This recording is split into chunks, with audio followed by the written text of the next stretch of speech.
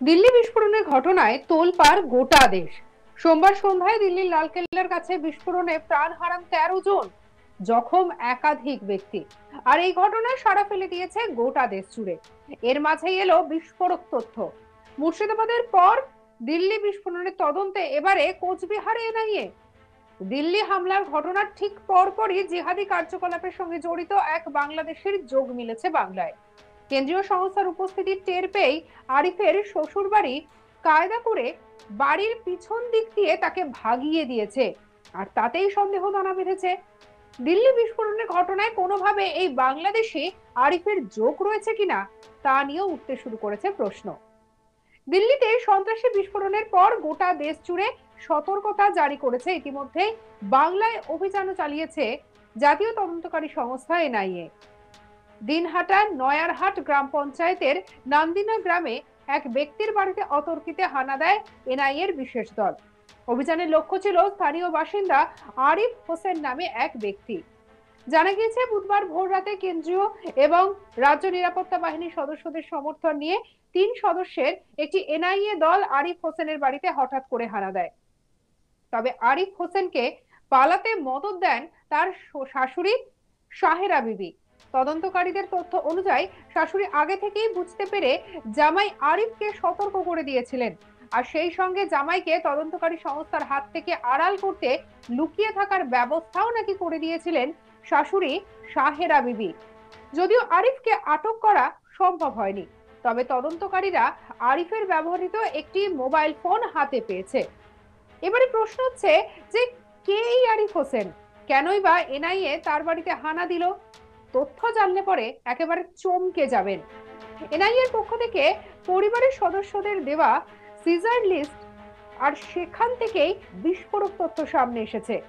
জানা গিয়েছে এই আরিফ হোসেনের বিরুদ্ধে একাধিক গুরুতর ধারায় মামলা রুজু করা রয়েছে। এগুলোর মধ্যে রয়েছে রাষ্ট্রদ্রোহিতা, জিহাদি কার্যকলাপের সঙ্গে জড়িত থাকা এবং তাদের সাহায্য করার মতো একাধিক ভয়ঙ্কর সমস্ত অভিযোগ। প্রায় 4 ঘন্টা ধরে ব্যাপক তল্লাশি অভিযান চালানোর পর ওই জায়গা ছেড়ে চলে যায় এনআইএ দল। আরিফ হোসেনের শাশুড়ি শাহেরা বিবি সাংবাদিকদের কাছে তার জামাই সম্পর্কে কয়েকটি গুরুত্বপূর্ণ তথ্য প্রকাশ করেন। তিনি জানান যে আরিফ হোসেন বাংলাদেশের নাগরিক এবং প্রায় 5 বছর আগে ঢাকা থেকে ভারতে এসে তার মেয়েকে বিয়ে করে এখানেই থাকছিল। আরিফ নয়ারহাট বাজারে একটি কাপড়ের দোকান চালাতো এবং ঠিকাদারির কাজের সঙ্গে যুক্ত ছিল।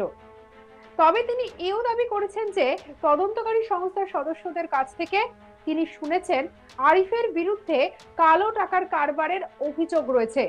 তবে সেই বিষয়ে তিনি মানতে নারাজ।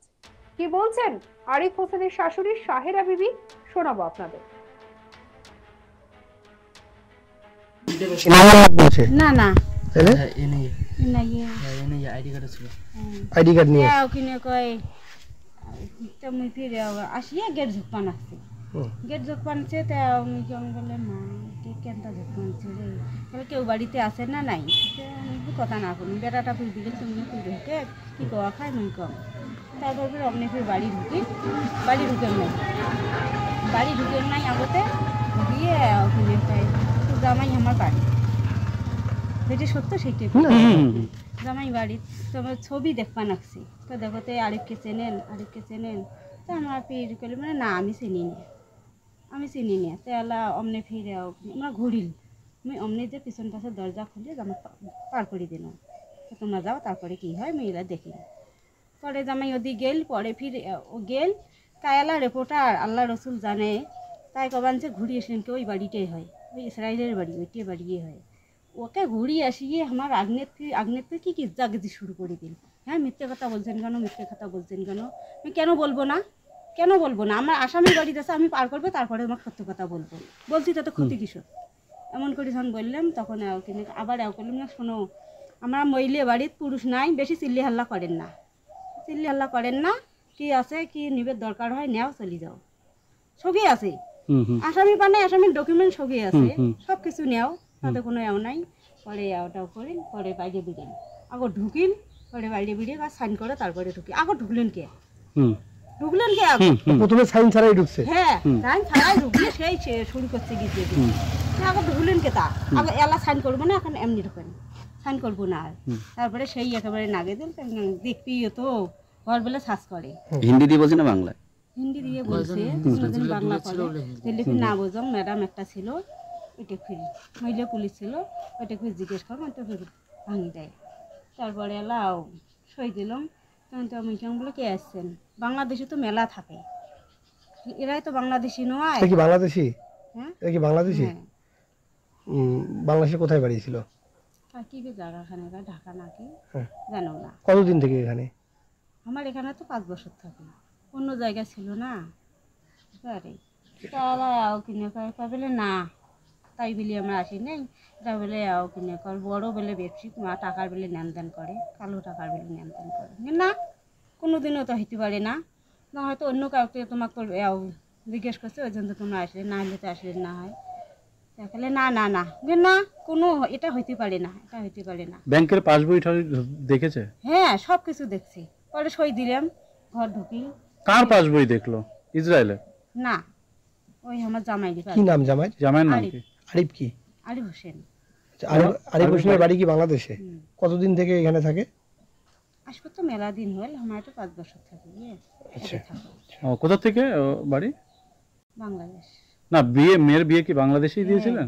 আচ্ছা, এখন এখানেই থাকে তাই তো? কি ব্যবসা করে? এই কাপড়ের দোকান নয়া হাটে। আচ্ছা আচ্ছা আচ্ছা। এই নিয়ে আমাদের কলিগ মনসুর হাবিবুল্লাহ রিপোর্ট দেখাবো। দিল্লি বিস্ফোরণের পরে এনআইএ অভিযান হলো দিনহাটাতে। কোচবিহারের দিনহাটার সীমান্ত সংলগ্ন এলাকা নয়ারহাট গ্রাম পঞ্চায়েতের নান্দিনা গ্রামে হঠাৎই অভিযানে আসে এনআইএ টিম। সেখানে সাহেরা বিবির বাড়িতে অভিযান চালায় তারা।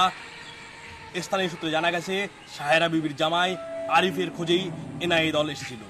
সূত্রের খবর, আরিফ ঢাকার বাসিন্দা, 5 বছর আগে ভারতে প্রবেশ করেছিল। তারপর সাহেরার মেয়েকে বিয়ে করে সংসার পেতেছে এখানে। নয়ারহাট বাজারে তার টেইলারির দোকান আছে। তবে আরিফকে কিন্তু কালো টাকার জন্যই, লেনদেনের জন্যই খুঁজছিল এনআইএ দল। দিল্লি বিস্ফোরণের পর সারা দেশ জুড়ে রেড অ্যালার্ট। সেই সময় জঙ্গির খোঁজে কোচবিহারের দিনহাটায় এনআইএ দলের আশায় চমকে উঠেছে সাধারণ মানুষ। সাদাসিধে আরিফ যে জঙ্গি দলের সদস্য হতে পারে তা ভাবতেও পারছেন না অনেকেই। দিনহাটায় সাদাসিধা টেইলার মাস্টার সেজে লেনদেন চালাতো সে। কালো টাকা এদেশ থেকে ওদেশে নিয়ে যাওয়ার কাজ ছিল তার। সেই ট্রানজাকশনের লিস্ট কিন্তু এনআইএর হাতে চলে আসে। অল্পের জন্য এনআইএ দলের কাছ থেকে ফসকে গেছে আরিফ। তার শাশুড়ির উপস্থিত বুদ্ধির জেরে এনআইএর হাত থেকে বেঁচে আসে। খবরিয়ার কাছে সঠিক খবর ছিল আরিফ বাড়িতেই আছে। এনআইএ দল আরিফের শ্বশুর বাড়িতে যখন প্রবেশ করে, তখন তার শাশুড়ি আরিফকে পিছন দরজা দিয়ে ভাগিয়ে দেয়। তারপরেই এনআইএ দলের সামনে গিয়ে নিয়ে আসে। সাহেরা বিবি জানান, এনআইএ দল এসে পরিচয় দেয়, তখন তিনি তাদের আটক রেখে ঘরের ভিতর আবার যান। সেই সময় ঘর থেকে সবাইকে আবার বলেন আরিফকে ফিরে যেতে। তারপরে এনআইএ দলের সামনে আসে।